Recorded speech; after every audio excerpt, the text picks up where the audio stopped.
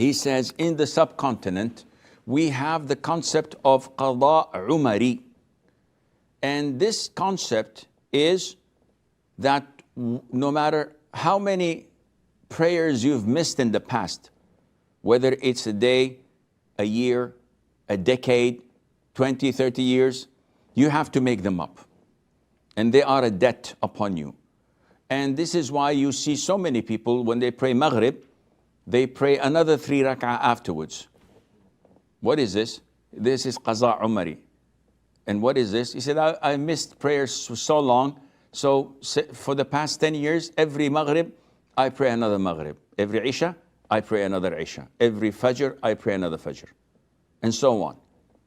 This is an innovation. And this is prohibited. The prayer that you deliberately skipped until the time was done, you have no right in making it up. And if you do, it won't be accepted from you. Why? Sheikh, the majority of the scholars say that you can do this, you can make it up. This is an issue of dispute, but this is the opinion of the great scholars of Islam, such as Sheikh ibn Taymiyyah, such as Sheikh ibn Ameen, and so on.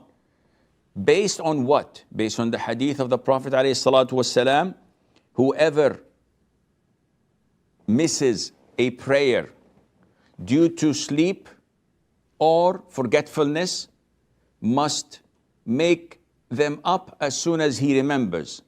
There is no expiation for it other than that. So the Prophet ﷺ permitted the expiation, which is making the prayer up, only in 2 cases. If you overslept or if you had forgotten. But if you deliberately skip it, then you did not pray it at the prescribed time by Allah.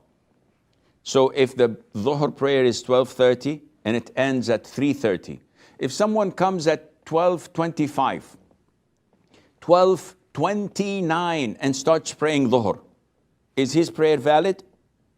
The consensus of Muslims is that it's not. He prayed it before time. Likewise, if he were to pray it intentionally, deliberately, without any legitimate excuse at 3:31, which is Asr time, would it be accepted? The most authentic opinion that it is not accepted and he cannot make it up. So what to do?